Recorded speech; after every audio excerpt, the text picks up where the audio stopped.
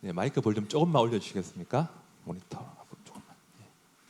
네, 반갑습니다. 네, 성경 어떻게 우리에게 전해졌는가 두 번째 시간 오늘 같이 할 텐데요. 이 건조한 강의를 또 들으시기 위해서 또 많은 분들이 함께해 주셨습니다. 이번에 제가 강의안을 최대한 그냥 이제 그 구어체로 이렇게 제가 강의하듯이 이렇게 서술해봤어요. 그래서 이제 그러다 보니까 좀 분량이 좀 많아졌어요. 그래서 이제 이번 주는 이제 12페이지입니다.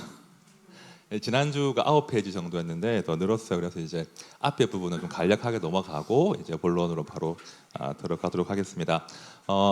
강의가 필요하시면 이제 사무실 요청하시면 제가 이제 강의안 드릴 것이고요. 1강과 2강 합쳐서 이제 하나의 PDF 만들어서 필요하시면 또 공유해 드릴 테니까 또 나중에 활용하시면 되겠습니다. 네, 지난주 복습 간단하게만 했습니다. 이제 그 얀미아 종교회의 기억나시죠? 얀미아 종교회의, 유대교와 기독교가 이제 결별했던 그런 중요한 선언들이 이루어진 회의였고요. 그 얀미아 종교회의에서 이제 이미 이제 이스라엘 사람들이 하나님의 정경, 거룩한 책으로 받아들이고 있던 타낙을 이제 정경으로 공식적으로 확인한 회의가 얀미아 종교회의입니다. 그죠? 모세의 율법과 선지자의 글과 시편 세 종류라 그랬죠. 이 타낙이 이제 공식적으로 확인된 것이 주후 90년이었고요. 자, 신약 성경 27권이 정경으로 확정된 것은 397년 카르타고 종교회의였습니다. 제가 강조한 것은 이제 그 종교회의에서 뭐 투표하듯이 정경을 이렇게 선택한 것이 아니라 긴 시간 그 초대교회가 이제 행했던 독특한 관습에 근거해서 아주 자연스럽게 하나님의 거룩한 말씀이 이제 인정되었다고 했죠. 자, 두 가지 독특한 관습을 제가 말씀드린 적이 있습니다. 첫 번째가 뭐였죠? 모일 때마다 성경을 낭독하는, 그죠? 사도들의 글과 연서들을 낭독하고 가르치는 그런 관습이 있었고요. 자, 그 다음 관습은 교회가 그 사도들의 글들을 회람하였다, 그죠? 회람하고 또 대량으로 필사했다. 필사해서 이제 우리 교회에 남기고 다른 교회에 전해주고 다른 교회에서 온 것도 필사해서 우리 교회에 남기고 이런 식으로 대량의 필사가 이루어졌다. 그런 관습에 근거해서 이제 정경이 자연스럽게 이제 27권으로 이제 수용된 것을 공적으로 채택한 것이 카르타고 종교회의다, 이렇게 이해하시면 되겠습니다. 자, 하지만 이제 사실은 이제 그 특히 신약에 관한 이야기를 좀 더 할 텐데 신약 27권에 대해서 신약 27권 말고 예수 그리스도에 관한 다른 그 알려지지 않은 혹은 교회가 조직적으로 은폐해 왔던 그런 문서가 있는 게 아니냐, 그런 음모론들이 굉장히 많았습니다. 그게 이제 그런 음모론을 모티브로 한 영화가 그 뭐였죠? 다빈치 코드 이런 영화 아니겠습니까? 근데 이제 궁금하잖아요. 그 긴 시간 2000년이 흘렀는데 혹시 예수 그리스도에 대해서 다른 증언들이 있는데 소위 주류 교회에 의해서 정치적으로 이렇게 묻혀버린 문서가 있는 게 아니냐, 그런 의심들을 늘 해왔는데, 그러다가 20세기 후반 들어서 21세기 들어서 아주 놀라운 문서가 하나 발견이 됩니다. 화면으로 보여드릴게요. 강의한 2페이지입니다. 저 문서는 유다 복음서라고 하는 어떤 문서의 첫 페이지 파피루스 조각이에요. 유다 복음서 누가 쓴 글일까요? 유다의 이름을 빌렸겠죠. 유다가 쓴 건 아니고 가론 유다의 복음서예요. 가론 유다의 복음서가 이제 발견이 됩니다. 이게 발견된 시기가 1976년 즈음인 것 같아요. 제가 태어난 해인데 그 즈음에 이집트의 나일강변에서 한 보물 사냥꾼 농부가 이 문서를 발견하게 돼요. 이집트는 이제 2000년, 3000년 고도 아닙니까? 경주가 1000년 고도라고 하잖아요. 경주는 다 보물천지잖아요. 이집트는 더했죠. 2000년간 이제 그 고대 문명이 발달했던 그런 곳이기 때문에 보물들이 산재했기 때문에 그 농부가 보물을 찾기 위해서 막 이렇게 탐색을 하다가 무덤으로 사용되던 한 동굴에 들어가요. 근데 그 동굴에서 돌로 만들어진 상자를 발견하는데 그 상자 안에 이제 가죽 커버를 한 문서를 하나 발견해요. 근데 뭐 알 수 없는 문자로 기록되어 있으니까 그냥 골동품인가 보다 하고 이제 그 이집트 카이로에 가면 그 골동품 그 상점들이 굉장히 많았다고 해요. 그 골동품 상점에 그 문서를 팔아 넘깁니다. 이게 이제 1976년 8년 그 즈음이에요. 자, 그랬는데 그 문서가 이제 그 빛을 보게 되는 거죠. 2006년이었습니다. 2006년 4월 6일 날 그 다큐멘터리 만드는 업체 중에 내셔널 지오그래픽이라고 있습니다. 그죠? 그 회사에서 그 방송국에서 이 문서를 입수해서는 영어, 프랑스어, 독일어 등등으로 이제 번역해서 세계에 공개합니다. 이게 2006년 4월 6일인데요. 그때 이제 유다 복음서가 이제 세상에 공개된 거예요. 우리가 알지 못했던 숨겨진 예수에 대한 새로운 기록을 발견했다. 대대적으로 홍보를 하고 이제 이 문서가 공개가 돼요. 그게 바로 유다 복음서인데요. 그 당시에 아마 국내 서점에서도 이 문서에 대한 책들이 막 나왔었습니다. 숨겨진 복음서가 드디어 이제 나왔다. 이런 식의 홍보를 많이 했죠. 자, 유다 복음서 어떤 내용이 주로 있느냐 이런 내용이 주로 담겨 있습니다. 저도 본 적은 없는데요. 이제 간접적으로 제가 본 건데 이렇게 주장해요. 가룟 유다는 예수를 배반하는 것이 아니라 예수가 원하는 것을 해주었을 뿐이다.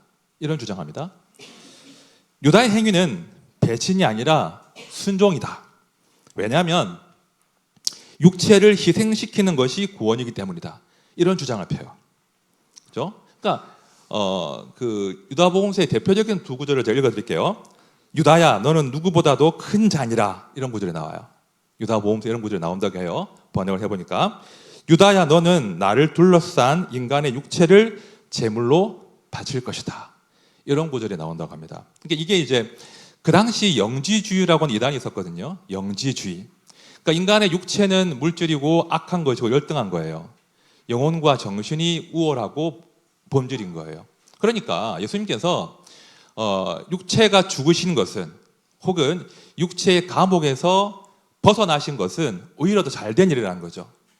그렇죠? 그런 면에서 가룟 유다가 예수를 팔아넘겨 예수가 죽음에 넘겨진 것은 오히려 예수를 해방시킨 그런 사건이라는 거죠. 그런 주장을 하는 것이 이제 이 유다 복음서의 내용임이 판독이 됩니다. 자, 여러분, 이 유다 복음서가 만약에 2세기나 3세기에 어떤 지역 교회에서 입수가 되는 거예요. 교회가 그거를 읽게 돼요. 그러면 그 교회 공동체의 사람들이 야, 예수님에 대한 새로운 증언이 발견되었구나 라고 교회가 그 문서를 수용했겠습니까? 그리고 회람하고 필사했겠습니까? 아까 말씀드린 그런 내용이었다면 할 수가 없는 거예요. 자, 그들이 부지런히 공부하고 낭독하고 필사했던 네 개의 복음서나 바울의 서신이나 그런 사도들의 글과 비교해 볼 때 이 유다 복음서는 도무지 본인들이 알고 있던 진리와는 맞지 않는 엉뚱한 이야기를 하잖아요. 그러니 교회가 이런 글들을 수용할 수가 없는 거죠. 그러니까 이제 대량으로 필사될 리도 없고 교회 정경으로 채택될 리도 없는 겁니다. 이런 것들을 이제 위경이라고 하는데요. 사실은 이 정경 말고도 그 사도들의 이름을 도용해서 이제 굉장히 많은 위경들이 만들어져요. 뭐 도마 복음서, 뭐 베드로 복음서 이런 식으로 위경들이 막 양산되는데 말씀드린 대로 그런 교회 관습, 그죠? 복음서와 사도들의 글을 부지런히 읽고 공부하고 낭독하고 필사한 그 덕분에 어떤 것들이 진리가 아닌지를 초대교회가 일찍부터 분별한 거예요. 그래서 이제 아닌 것들은 이렇게 도태가 되고 이제 정경으로 수용된 27권만 신약 성경으로 포전이 된 것입니다. 그래서 지난주까지 한 이야기를 오늘 간단하게 복습해드렸습니다. 자, 이렇게 해서 이제 27권이 이제 신약 성경 정경으로 인정이 되고 이제 구약은 39권이 이미 인정이 됐죠. 그게 이제 주후 한 4세기 경이 되면 이제 교회는 이게 완전한 성경을 소유하게 됩니다. 그런데 이제 그 즈음에 기독교 사회에 엄청난 그 변화가 하나 생깁니다. 자, 신약 성경이 헬라어로 기록되었죠. 그죠? 신약 성경 헬라어로 기록되었습니다. 구약 성경은 원래 히브리어였지만 헬라어로 번역되었습니다. 교회는 헬라어 구약 성경과 헬라어 신약 성경으로 이제 경전을 삼은 거예요. 그런데 문제는 4세기 중후반이 되면 이 헬라어가 이제 잊혀진 문자가 되어 버립니다. 예. 자, 컨스탄틴 대제가 이제 기독교를 공인한 이후로 그 로마가 이제 지배하면서 이 제국의 언어는 이제 헬라어가 아니라 라틴어가 되어 버리는 거예요. 자, 사진 한 장 보여드릴게요. 네, 저 사람은 어거스틴이라고 하는 초대교회 위대한 교부입니다. 예. 바울 다음으로 꼽는 교회가 위대한 교부가 어거스틴인데요. 저 사람이 이제 생물 연대를 보시면 354년, 430년 그렇죠. 자, 4세기를 살았던 인물인데 어거스틴 대학자였는데 저 사람이 헬라어를 알았을까요? 몰랐을까요? 예, 질문의 의도가 뻔하죠. 예, 설이 많긴 하지만 저 대학자조차도 성경의 언어인 헬라어를 모르는 시대가 된 거예요. 제가 철학 공부할 때 어거스틴의 책을 봤는데 제가 놀랐던 것이 제가 헬라어를 막 공부하고 있을 때였는데 어거스틴의 글을 봤는데 헬라어가 아닌 거예요. 라틴어로 우리가 알고 있는 차메록이나 혹은 뭐 하나님의 도성 이런 책들을 쓴 사람이 이제 어거스틴이에요. 그러니까 성경의 언어가 이제 잊혀진 언어가 되어버리고 심지어 대학자조차도 헬라어가 익숙하지 않은 라틴어를 쓰는 그런 시대가 된 겁니다. 그래서 이제 그 시대에 이제 성경을 다시 번역해야 되겠다라고 하면서 이제 하나님께서 한 사람을 세우시는데 아주 유명한 사람이에요. 제롬이라는 사람이 등장합니다. 제롬 혹은 피에로니무스 이런 그 이름을 가진 사람인데 이 제롬이라는 사람이 지금 그림을 보시면 알겠지만 그 앞에 뭐가 펴져 있죠? 성경책이 펴져 있죠. 성경 번역으로 이제 이분이 워낙에 유명하기 때문에 또 얼굴을 보시면 어때요? 얼굴이 저처럼 퉁실퉁실합니까? 피골이 상접하죠. 아주 이제 금욕적인 생활을 하신 수사였습니다. 이분이 이제 아주 공부를 많이 하시고 히브리어와 라틴어와 헬라어에 능통하신 분인데 이분이 마음을 먹고 결심하고 이제 베들레헴의 한 수도원에 틀어박혀서 성경을 번역하기 시작해요. 그죠? 자, 헬라어로 번역되었던 구약 성경, 그죠? 구약 성경, 또 헬라어로 기록된 신약 성경, 그리고 70인역에 포함되어 있던 외경들 포함해서 모든 이제 성경을 라틴어로 번역하기 시작합니다. 이게 382년부터 406년까지예요. 무려 몇 년간입니까? 네, 24년간 수도원에 틀어박혀서 성경을 라틴어로 번역합니다. 자, 이렇게 제롬이 번역한 성경이 그 유명한 불가타 성경이에요. 낯설죠 불가타라는 이름 자체가. 굉장히 유명한 성경입니다. 중세 1000년을 지배했던 이것이야말로 성경이야 라고 중세교회 1000년을 지배한 성경이 라틴어 성경인 불가타인데 이 불가타를 이 제롬이라고 하는 인물이 번역을 하게 됩니다. 무려 몇 년간요? 24년간. 자, 불가타란 말이 찾아보니까 세속적인, 대중적인 그런 뜻이에요. 자, 성경 이름을 왜 불가타라고 했겠습니까? 누구든지 읽을 수 있는 그런 상스러운 언어로 번역을 했음, 이런 의미를 가지고 불가타 성경이라고 하는 거예요. 우리가 성경 하면 되게 성스럽고 막 이런 느낌이잖아요. 하지만 이 제롬은 누구나 읽을 수 있는, 누구나 하나님 말씀을 읽을 수 있도록 상스러운 언어로 성경을 번역했다. 그런 의미로 불가타라고 불렸습니다. 자, 이 가톨릭 교회는 지금도 이 불가타를 소중히 여깁니다. 불가타를 소중히 여겨요. 그래서 이제 지난주에 한번 말씀드린 적도 있지만 불가타로 번역할 때 외경을 포함했잖아요. 그렇죠? 외경을 포함했기 때문에 가톨릭은 지금도 외경을 이제 제2정경이라고 하면서 소중히 여기는 거예요.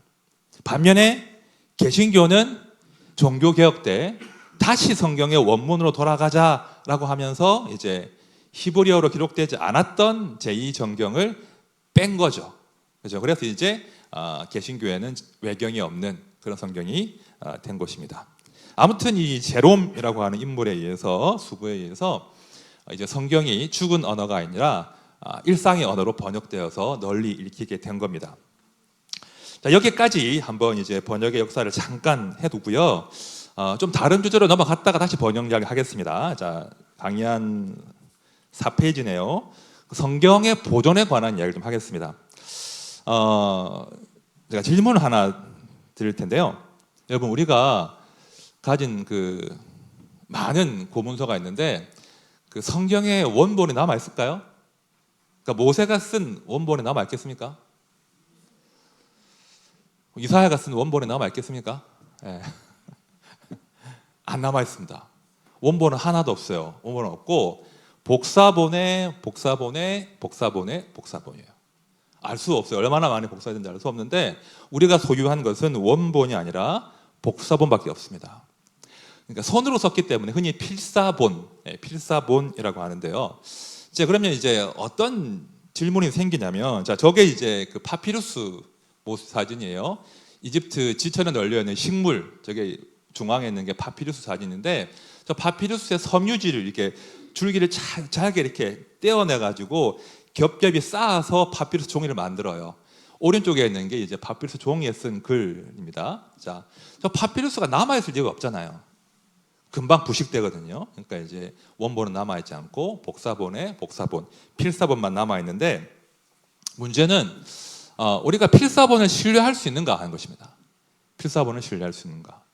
누가 베꼈었어요. 그 베껴 쓴 것이 원본에 되어서 또 누가 베꼈어요. 이런 식으로 필사가 거듭되다 보면 나중에 100년, 500년, 1000년 지나면 1대 필사본과 이 1000년 후의 필사본은 상당히 어떤 그 변화가 있을 것이다. 변질이 있을 것이다. 이런 합리적인 추론을 할 수밖에 없단 말이죠. 그런 면에서 한번 이제 이 이야기를 해보려고 합니다. 과연 필사본은 온전하게 그 선대의 그 내용들을 왜곡 없이 잘 필사했겠는가? 그걸 보자는 거예요. 자, 어려운 내용이지만 제가 좀 글을 많이 써놨으니까 지금은 간단하게 하겠지만 나중에 따로 읽어보시면 더 이해되실 겁니다. 자, 구약의 필사본의 경우, 자, 히브리어 필사본의 경우입니다. 히브리어 필사본의 경우에 가장 오래된 필사본은 주전 2세기의 것으로 추정하고 있습니다. 주전 2세기. 예수님 오시기 한 100년, 150년 어간에 기록된 히브리어 필사본이 최고 가장 오래된 그런 필사본으로 추정이 되는데요. 자, 이 사본은요 아주 늦게 발견됐어요. 그러니까 이미 이제 기독교 사회에서 성경이 막 발간되고 이제 막 영어 성경이 나오고 각국의 언어로 성경이 번역되고 난 뒤 한참 뒤인 1947년에 이 사해에 있는 한 동굴에서 이 사해 사본이 발견됩니다. 화면에 보시는 거예요. 이렇게 두루마리 형태로. 구약의 경우는 주로 두루마리 형태거든요. 돌돌 말았어요. 신약은 이런 코덱스 책의 형태가 많습니다. 근데 구약은 저런 두루마리 형태가 많아요. 자, 사해 사본이 발견되는데요. 이 발견의 그 이야기가 참 재밌습니다. 그 한 목동이 양을 치다가 양을 잃어버린 거예요. 양을 막 찾으러 가는데 절벽에 보니까 작은 동굴도 아닌 것이 구멍이 하나 있는 거예요.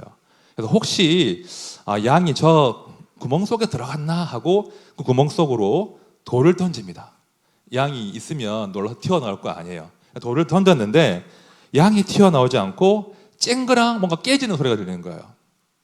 목동이 워낙 그 지역 자체가 이제 그 보물들이 많이 나오는 지역이니까 무슨 보물이 있는가 보다 하고 이제 그 동굴 속으로 들어갑니다. 들어가 보았더니 항아리 속에 담겨 있는 11뭉치의 두루마리를 발견하게 되는 거예요. 옛날에는 이 두루마리가 상할 수 있으니까 항아리에다가 두루마리를 보관했거든요. 근데 이 목동이 항아리에 보관되어 있던 양피지 두루마리를 발견하게 된 거예요. 야, 보물 찾은 거잖아요.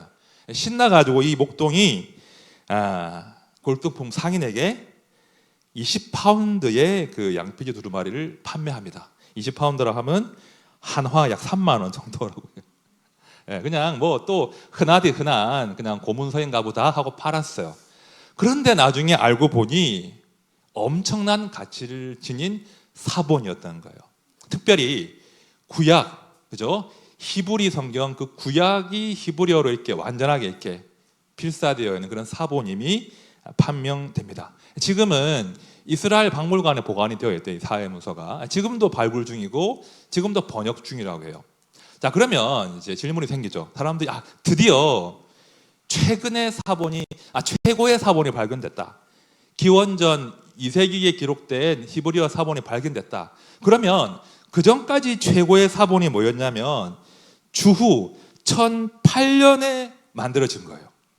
그러니까 이 사회 사본 발견 전에는 히브리 성경 중에 최고 오래된 것은 주후 1008년에 만들어진 레닌그라드 사본이었어요.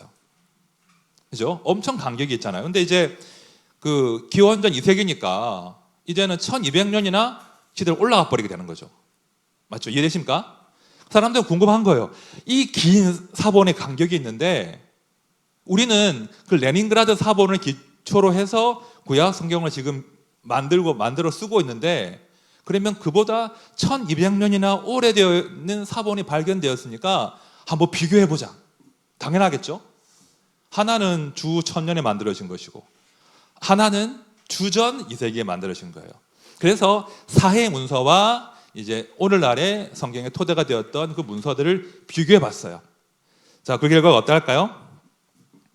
별반 차이가 없더라요. 별반 차이가 없더라. 별반 차이가 없더라. 그냥 이게 접속사 점 하나 찍고 안 찍고 점을 위에 찍고 밑에 찍고 이런 정도의 오류만 발견될 뿐이지 거의 일치하더라. 그걸 이제 사본을 연구하는 사람들이 발견하게 된 거예요. 이 말씀을 제가 왜 드리는 줄 알겠죠? 여러분, 성경을 필사하는 사람들 서기관이라고 하잖아요. 서기관들은 성경을 필사할 때 필사를 한 다음에요. 가로의 글자 수와 세로의 글자 수를 다 헤아립니다. 예, 원본을 놓고 필사할 때 글을 정확하게 쓴 다음에 글자 수까지 세어가면서 필사의 정성을 기울였거든요. 예, 그런 필사가 거듭되고 거듭된 거예요. 그러다 보니까 무려 1200년의 간격이 존재하나 주 1000년에 만들어진 필사본과 주전 2세기에 만들어진 필사본이 큰 차이가 없다는 것이 사해 사본을 통해서 드러나게 된 거예요. 예, 그래서 이제 아주 지금도 기독교계를 흥분시키는 발견 중에 하나가 이 사해 사본의 발견, 1947년도에 이런 일입니다. 아무튼 이제 그 사본학을 하면 할수록 성경 필사본의 정확도에 대해서 신뢰하게 되는 거죠. 동시에 그 하나님 말씀을 필사하고 보존하기 위해서 우리 선조들이 얼마나 정성을 다했는가도 확인하게 되는 그런 발견이 사해사본의 발견입니다. 자, 그다음 이제 신약의 경우는 신약 이야기할게요. 신약은 이제 헬라어로 기록된 신약을 의미하는데요. 강의 몇 페이지죠? 6페이지죠. 6페이지입니다. 신약의 경우는 가장 그 오래된 사본이 주 2세기에 기록된 것이 이제 남아 있는 게 있습니다. 제가 보니까 단편으로 남아 있다고 해요. 단편이라고 하면 그 양피지 조각에 부식해가지고 일부 조각이 남아 있다는 건데 몇 글자가 적혀 있는 정도. 단편이 2세기 초의 것이 발견된 것이 있고요. 이제 완전한 형태의 헬라어 신약 성경은 4세기 초 즈음이 되면 이제 기록되고 그것이 발견되었습니다. 오늘 제가 말씀드리고 싶은 건 시나이 사본이라고 하는 건데요.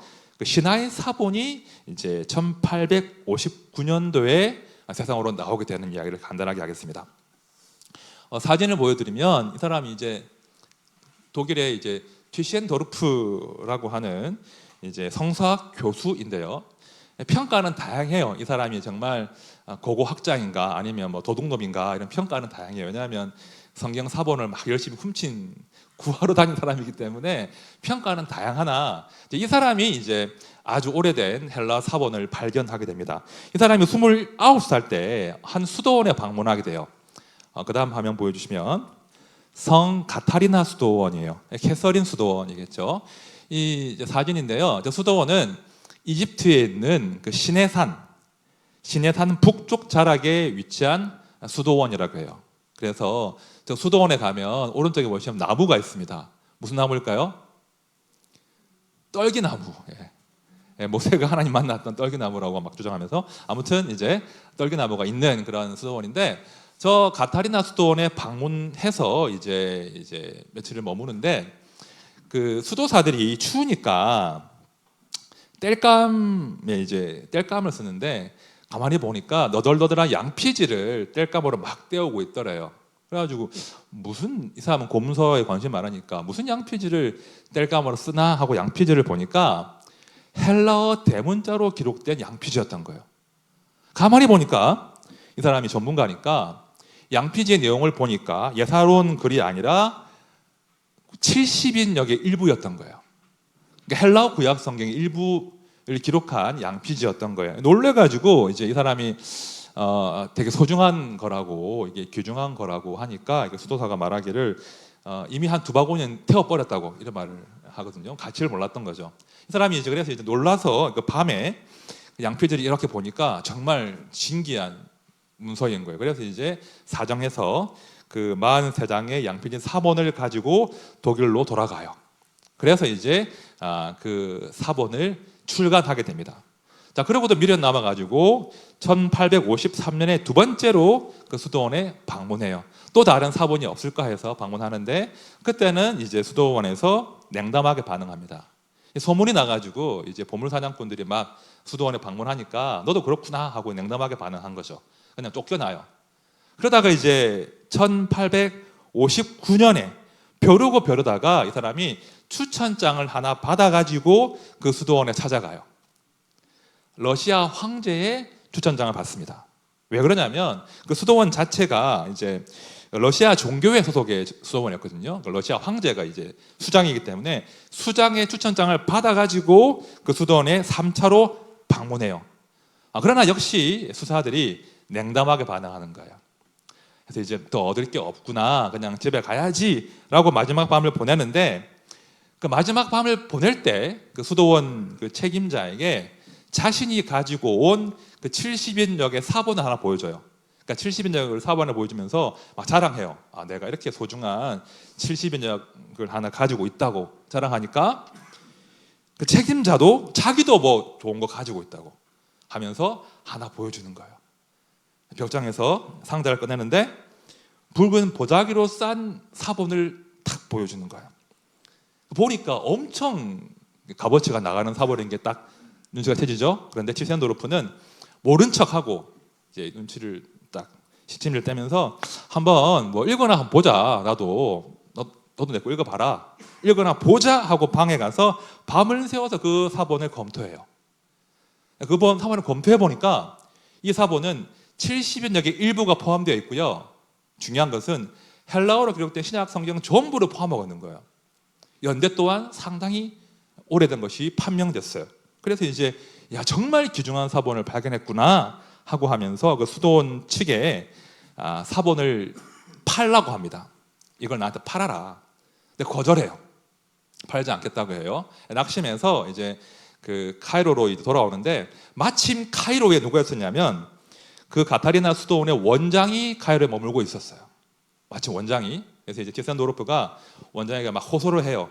제발 그 사본을 내가 좀 볼 수 있게 해달라, 좀 베껴가게 해달라 하고 부탁을 해요.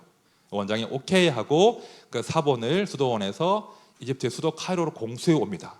그리고는 이 티센도르프가 약 2달에 걸쳐서 그 모든 그 시나이 사본을 필사합니다. 전체를 다 베낍니다. 그 당시 카이로에 있던 이제 독일인 동료들, 약사들 막 도움을 받아가지고 보니까 무려 111만 행이래요. 111만 행이나 되는 그 사본을 다 베낍니다. 그래서 이제 본국으로 돌아가는 거죠. 그런데 이 티센도르프가 욕심이 나잖아요. 그 원본 자체, 그 사본 자체를 갖고 싶은 거예요. 도무지 팔지 않거든요. 그래서 이제 정치를 해요. 정치를 하기를 러시아 황제에게 이제 이렇게 간청해서 황제가 좀 명령을 해달라. 정교회 소속이니까 황제가 명령해서 그 사본을 좀 내가 입수하게 해달라 간청하는데 결국 성공해요. 그래서 그 수도원이 러시아 황제에게 그 사본 전체를 헌정하게 됩니다. 그리고 티센도르프는 이제 그 황제의 하사금을 받아서 1862년도에 시나이 사본 전체를 간행하는 그런 일을 하게 됩니다. 그렇게 해서 이제 신하인 사본이라고 하는 존재가 이제 이 땅에 다 알려지게 된 거죠. 그런데 이제 재밌는 이야기 하나 더 드리면, 이제 러시아 소유가 됐잖아요, 그죠? 그 신하인 사본 자체가 러시아 소유가 될 텐데, 1917년도에 이제 그 혁명이 일어나서 공산 정부가 이제 들어서게 돼요. 러시아가 이제 바뀌죠. 그러면서 이제 이런 그 사회주의자들이 성경을 소중히 여길 리가 없잖아요. 가치가 없는 거죠. 그리고 이제 재정난에 빠집니다. 그래서 이제 규정하다고 하니 영국에게 이걸 사가라고 해요. 우리에게 이런 고문서가 있는데 10만 파운드에 팔겠다, 성경을, 이렇게 제안합니다. 그런데 이제 그 영국 박물관, 대형 박물관은 이 10만 파운드가 없거든요. 그래서 5만 파운드는 이제 박물관 재정으로 하고 5만 파운드는 이제 5만 파운드는 정부가 부담하고 5만 파운드를 이제 모금을 해요. 막 모금을 해가지고 드디어 10만 파운드를 만들어서 1933년도에 이제 10만 파운드를 지불하고 이제 신하인 사본이 대형 박물관에 들어오게 돼요. 이제 그때가 이제 그 성탄 직전이었다고 하는데 큰 축제가 벌어졌겠죠. 아무튼 그래서 이제 지금 대형 박물관에 가면 맨 처음 이제 현관에서 보는 것이 이 신하인 사본이라고 합니다. 그렇죠? 복도 한복판에 이렇게 전시되어 있대요. 혹시 가본 분 계세요? 대형 박물관? 대형 박물관? 대형 박물관에 딱 가면 이 신하인 사본이 있고, 그 다음에 알렉산드리아 사본이 딱 전시가 되어 있대요. 제일 중앙에. 사진 보여드릴게요. 네, 저렇게 신하인 사본. 자, 아까 구약은 형태가 뭐였죠? 두루마리 형태예요. 좀 알렸죠? 이건 책이에요, 책.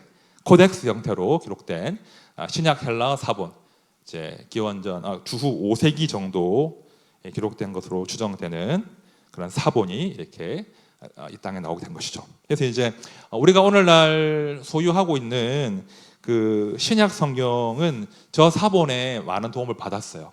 저 사본을 가지고, 이제 오래된 거니까 저 사본을 가지고 이제 신약 성경을 이제 다시 고증하고 번역할 때 도움을 많이 받은 사본이 바로 저 신하인 사본이 되겠습니다. 여러분, 그 신약 성경 필사본이요 6,000장이 넘어요. 신약 성경 필사본은 뭐 책의 형태와 그 단편의 형태를 포함하면 6,000개가 넘습니다. 그리고 이제 번역본을 포함하면 더 많아요.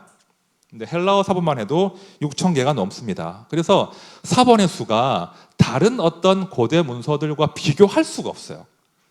다른 고대 문서들은 사본이 하나 혹은 3개 이 정도만 돼도 많다 그래요. 그런데 신약 성경은 그 사본의 수가 6,000개가 넘습니다. 그러니까 압도적으로 많은 사본을 소유한 고문서가 바로 신약 성경이에요. 그 덕분에 신약 성경은 그 원래 형태를 고증할 수가 있게 된 거죠. 그죠? 여러분, 이렇게 필사본이 많았던 이유가 뭐겠습니까? 아까 말씀드렸죠. 교회의 관습. 그죠? 그 당시에는 인쇄기도 없었어요. 부지런히 말씀을 낭독하고 필사하고 남겼던 그 우리 교회 선조들의 열심 덕분에 이제 그렇게 많은 필사본이 남게 되었고, 그리고 성경의 원래 형태, 신약의 원래 형태를 고증할 수 있는 만큼의 충분한 필사본을 소유하게 된 것입니다. 자, 이렇게 해서 이제 그 필사본의 역사를 간단하게 말씀드렸습니다. 어려운 내용이라서 제가 최대한 짧게 했는데요. 나중에 강의 천천히 보시면 좀 의미를 또 확인하실 수 있을 겁니다. 자, 다시 한번 더 돌아와서 8번 종교개혁 자국어를 언어를 번역하다 부분으로 가보겠습니다. 자, 아까 성경이 어떤 언어로 번역됐죠? 네, 라틴어로 번역이 됐습니다. 로마의 라틴어로 번역이 됐는데, 근데 이 라틴어도 세월이 가면서 점점 잊혀지게 돼요. 그러니까 서로마 제국이 이제 몰락하면서 점점 라틴어도 대중들이 읽고 쓸 수 없는 그런 언어, 죽은 언어가 되어버립니다. 그러면서 중세가 되면 이 라틴어는 성직자들의 전유물이 되어버립니다. 그러니까 성직자들만 라틴어를 읽고 쓸 수 있는 상태가 되어버린 것이죠. 심지어는 성직자들마저도 라틴어를 읽을 수 없어서 뒤에서, 강단 뒤에서 이제 읽을 수 있는 기술자가 몰래 읽어줬대요. 사제를 위해서 그 정도로 이제 라틴어가 죽은 언어가 되어버립니다. 그래서 이제 중세를 대표하는 그런 중세 예술이 어떤 게 있죠? 주로 이제 그 성경의 내용들을 그죠? 성당의 어떤 유리 그죠? 스테인드 글라스나 성화의 형식을 빌려서 이제 그런 종교적인 내용들을 가르치는 그런 시대가 된 거예요. 그러니까 글로 말씀을 읽고 접하는 것은 거의 불가능해진. 심지어 사제들마저도 성경을 읽을 수 없고 그죠? 이해할 수 없는 그런 시대가 된 거예요. 그런데 이제 그럼 어떻게 해야 되겠습니까? 성경을 어떻게 해야 되죠? 읽을 수 있는 그죠? 이해할 수 있는 언어로 당연히 번역을 해야 돼요. 번역을 해야 되는데 교회가 교황청이 그 성경 번역을 엄격하게 금지해 버립니다. 자, 1999년도에 일인데요. 교황 이노센트 3세라는 사람이 성경을 아무나 읽지 못하도록 번역 금지령을 내립니다. 왜 그랬을까요? 왜 성경을 아무나 읽지 못하게 했고 번역하지 못하게 했을까요? 답을 아시겠죠? 여러분, 캐톨릭은 그 미사 때 그 성체할 때 그 포도주 마셔요, 안 마셔요? 일반 성도들이 안 마십니다. 원래 정통은 안 마시고 사제만 먹습니다. 마십니다. 왜 그런지 아십니까? 이 무지한 백성들이 그 성스러운 예수의 피를 마시다가 너무 떨려서 흘리면 어떡하냐, 불격이다. 그래가지고 떡은 주는데 녹여 먹잖아요, 그죠? 깨물지 않아요. 우리처럼 깨물지 않아요. 녹여 먹는데 포도주는 아예 마시지 못했어요. 이 무지한 백성들이 이 예수의 피를 마시다가 떨려서 흘리면 어떡하냐. 그게 천주교의 한참 모습이었어요. 마찬가지입니다. 감히 하나님의 말씀인 성경을 무지한 백성들이 어떻게 읽고 이해할 수 있겠는가? 그러니까 성경 해석의 권위를 독점적으로 누구만 소유하는 거예요? 교황만 소유하는 거예요. 그러니까 성경을 읽고 해석하는 그 절대적인 그 배타적인 권위가 교황을 대표하는 사제 집단에게 있다. 일반 백성들은 성경을 읽거나 해석할 수 없다. 그런 이제 취지로 성경을 읽지 못하도록 번역하지 못하도록 하는 그런 칙령까지 내리게 되는 거예요. 자, 이런 측면으로 볼 때 말입니다. 종교 개혁은 사실은 곧 보시겠지만 성경 번역의 역사예요. 이렇게 막혀 있던 하나님 말씀이 다시 백성들이 읽을 수 있는 글로 번역되는 역사가 종교 개혁의 역사라고 보시면 되겠습니다. 자, 제가 유명한 한 분의 그림을 보여드리겠습니다. 이분은 이제 존 위클리프란 분이세요. 이제 그 영국의 종교 개혁입니다. 루터보다 훨씬 앞선 인물이죠. 루터가 95개조를 붙인 것이 1517년도니까 훨씬 앞선 사람입니다. 이분이 이제 성경을 번역해야 되겠다. 성경 말씀을 통해서만 우리가 구원받을 수 있는 건데 사제가 우리를 구원하는 게 아니라 말씀이 우리를 구원하는 건데 말씀을 읽을 수 있어야지 라고 하면서 자국어인 영어로 성경을 번역하기 시작해요. 그래서 이제 1382년도에 이제 영어 성경을 완성하는데요. 영어 성경을 번역한 다음에 2년 뒤에 이분이 죽습니다. 이분이 영어 성경을 쓰고 죽는데 이 영어 성경이 워낙에 임팩트가 강했어요. 그래서 이제 사람들이 영어로 이제 성경을 읽을 수 있는 시대가 된 거죠. 그럼 누가 싫어했겠습니까? 누가 싫어할까요? 교회가 싫어하는 거예요. 이미 포고령을 내린 바가 있는데 왜 성경을 번역했냐라고 하면서 그가 죽은 지 44년이 지났는데도 괘씸하다고 하면서 1428년도에 그 당시 교황이 죽은 위클리프의 묘를 파묘해서 부관 잠시를 합니다. 부관 잠시가 뭔지 아시죠? 무덤 파가지고 해골의 목 베는 거예요. 해골의 목을 베는 것이 부관 잠시거든요. 부관 잠시 해골의 목을 베고 그 뼈를 다 태워서 죄를 강물에 뿌립니다. 엄청난 죄를 지었다는 거죠. 무슨 죄죠? 성경 번역한 죄. 예, 그 사람이 이제 그 불온한 사상을 퍼뜨렸다 이런 제목입니다. 그래서 이제 그 당시 기록을 보면 그 위클리프의 제목이 무려 267개였대요. 교황청이 267개의 제목을 나열하는데 가장 큰 죄가 뭐냐? 성서를 번역한 죄. 누구나 성경을 읽을 수 있도록 영어로 성경을 번역한 죄. 이 죄 때문에 부관 참시를 당하고 그 뼈를 태워서 강에 뿌리는 일을 로마 교황청이 주도한 것입니다. 이게 이제 이후에 전개되는 성경 번역의 역사예요. 자, 하지만 이제 우리 믿음의 선조들은 성경을 번역하기 위한 노력을 쉬지 않습니다. 자, 이 대목에서 제가 유명한 한 분을 소개하고 싶은데요. 에라스무스라고 하는 이제 아주 이제 르네상스를 대표하는 인문주의자로 알려진 이분이신데요. 이분이 또 한편으로는 위대한 신학자예요. 에라스무스가. 이분이 루터가 95개조 논제를 붙이기 1년 전에 자, 그 당시 성경의 라틴어 성경을 철저히 검수해요. 헬라어 원본들과 대조해 가면서 그러니까 뭔가 번역이 잘못된 게 너무 많은 거예요. 그래서 그 번역의 오류를 막 찾아내면서 새롭게 이제 성경을 번역하는 일을 합니다. 그래서 한쪽은 라틴어 성경, 한쪽은 원래 신약의 언어인 헬라어 성경으로 이제 1516년도에 출간을 하게 됩니다. 그러니까 중세 교회에서 정말 신성시하던 그 불가타의 그 번역 오류를 지적하면서 이게 더 원래 의미에 가까워라고 하면서 이제 신약 성경을 다시 헬라어로 재발굴하는 일을 에라스무스가 하는 겁니다. 그러니까 이제 원래 성경의 의미가 무엇인지에 대해서 민중들이 알아야 돼, 그런 의도를 가지고 헬라어로 번역을 한 것이죠. 그가 남긴 편지가 하나 있는데요. 자, 한번 읽어볼게요. 나는 거룩한 책이 평범한 사람들에 의해 백성들의 언어로 읽히는 것을 원하지 않는 사람들에 대해 결코 동의할 수 없습니다. 누가 원하지 않는 거죠? 교황청, 그죠? 나는 모든 소녀들조차도 복음서를 읽고 바울 사도의 서신들을 읽을 수 있으면 좋겠습니다. 만약 이 성경이 모든 사람의 모든 언어로 번역되었더라면 스코틀랜드 사람과 아일랜드 사람뿐 아니라 터키 사람과 사라센 사람까지도 성경을 읽고 배울 수 있을 것입니다.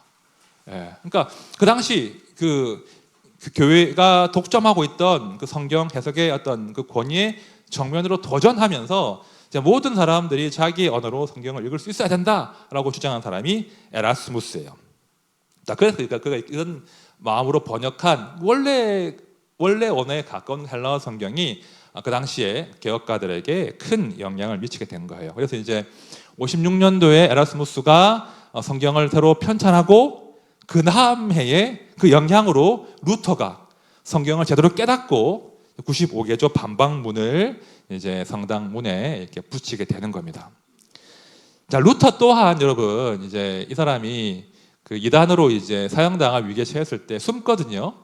그 영주의 도움으로 숨는데 그 바르트부르크 성에 숨어서 뭘 했습니까? 성경을 독일어로 번역하는 거였어요. 예. 이 독일어 성경이 실제로 이제 그 종교 개혁의 원동력이 되었던 것이죠. 자, 다시 에라스무스 이야기를 하면 이 에라스무스라는 사람이 이제 그 당시 유럽의 최고의 지성이었습니다. 최고의 지성이었고 모두가 그와 가까이 하길 원했고 그의 강의를 원했는데 이 에라스무스가 영국 케임브리지에서 강의를 하는데요. 그때 큰 영향을 받은 사람이 그 유명한 윌리엄 틴델이라는 사람, 윌리엄 틴델. 아주 유명한 사람입니다. 예, 감동이 없으시겠지만 굉장히 유명한 사람이에요. 윌리엄 틴델이 이제 에라스무스의 강의를 듣고는 감동을 받고, 그렇지, 우리의 언어인 영어로 다시 성경을 번역해야지라고 하면서 1526년도에 틴델 성경을 번역해요. 아주 역사적인 일이 벌어집니다. 1526년도에 영어로 성경을 번역하는데 그게 틴델 성경이에요. 근데 문제는 그 당시 영국의 이제 그 왕이 헨리 8세였거든요. 헨리 8세가 이제 이 성경, 그 당시는 아직 이제 교황을 따를 때였으니까 헨리 8세가 영어로 성경을 번역한 틴델을 잡으라 수배령을 내리는 거예요. 틴델이 도망가죠. 도망가서 이제 영어로 성경을 번역한 다음에 그 영어 성경을 다시 영국어로 가지고 오다가 잡힙니다. 그래서 1536년도에 이 틴데일이 화형을 당합니다. 무슨 제목으로요? 성경을 영어로 번역하고 그 영어 번역 성경을 영국어로 들여오다가 잡혀서 화형을 당하는 일이 1536년도에 벌어지는데요. 이 틴데일이 화형 당할 때 이렇게 기도했다고 해요. 영국 국왕의 눈을 뜨게 해주소서. 이런 기도를 하고 장렬하게 순교를 한 것이죠. 자, 그랬는데요. 그의 기도 덕분이었는지 2년 후에 헨리 8세가 개신교 박해를 중단해요.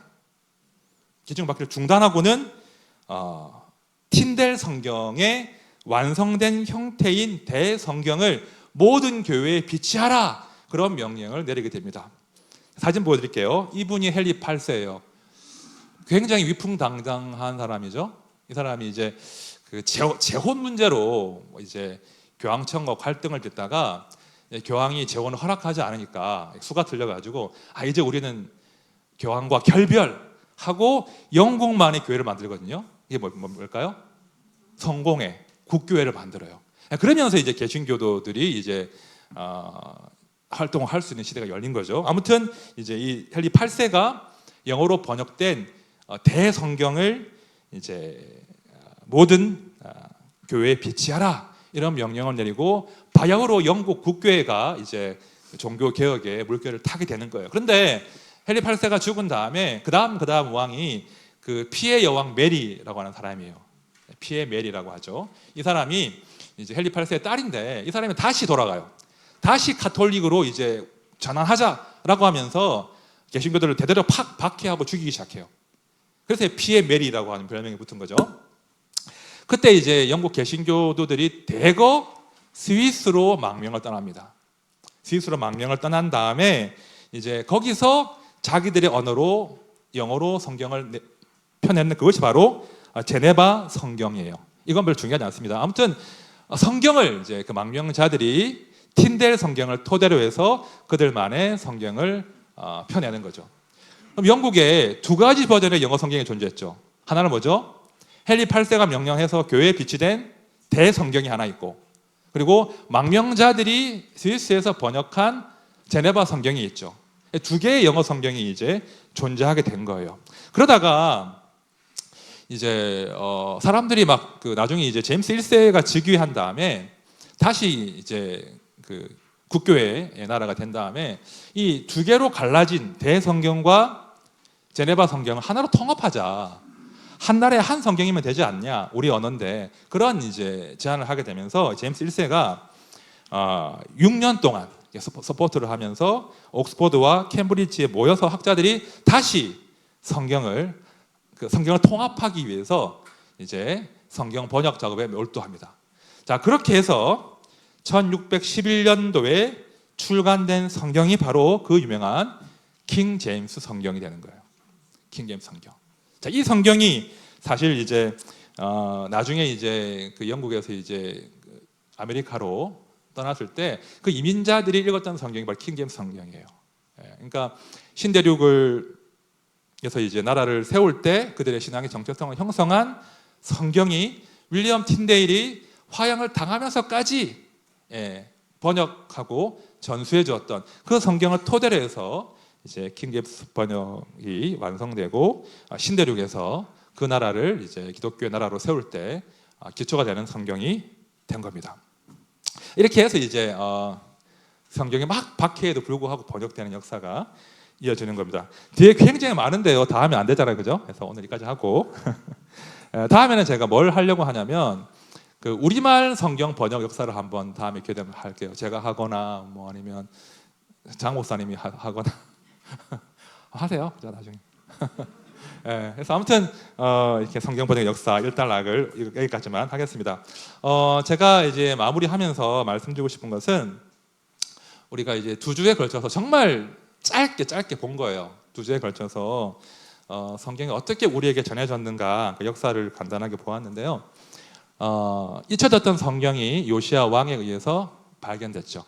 그렇죠? 그리고 나중에 학사 에스라와 느헤미야가 이끌었던 그 귀한 공동체에서 성경이 재발견되고, 그죠?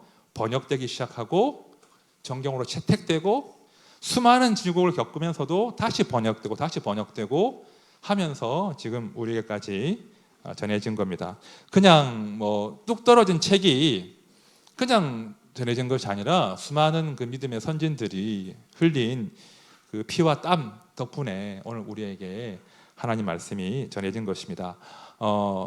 교회가 어두울 때는요, 성경이 늘 멸시를 받던 시기였습니다. 그리고 교회가 어두울 때는 성경을 읽고 해석하는 일이 소수에게만 독점된 그런 시기였습니다. 그렇죠? 그러니까 다수 대중들은 성경을 읽지 않으려고 할 때, 성경을 이해하지 않으려고 할 때, 그냥 소수의 사제들에 의해서 해석되는 성경만 들으려고 할 때, 그때 항상 교회는 어두움을 겪었습니다. 제가 이제 이번 공부를 하면서 느낀 게 뭐냐면, 우리 시대가 성경책이 굉장히 흔하고, 그리고 이제 성경을 강의하고 해석하는 수많은 영상들과 가르침들이 존재하나, 그러니까 수많은 사람들의 해석은 존재하나 실제로 성도들이 스스로 성경을 읽고 고민하고, 그죠? 필사하는 일들은 정말 드물어진 그런 시대가 되었거든요. 교회 생활을 평생 하시지만 성경 일독도 해보지 않고 사는 분들이 정말 많습니다. 이렇게 성경이 편하게 우리 곁에 와 있는데요. 그래서 이제 우리 시대가 영적으로 다시 회복되려면 내가 직접, 그러니까 누가 읽어준 것이 아니라 내가 직접 성경을 읽고 묵상하고 해석하기 위해 애쓰고 가르치고 또 필사하는 그런 열심들이 여전히 필요한 것이죠. 그런 사람들에 의해서 성경은 또 다음 세대에게 전수가 되는 거예요. 그렇죠? 그런 사람들에 의해서. 그래서 이 강의 결론은 명확합니다. 우리도 성경을 다음 세대에게 남기는 사람이 되자.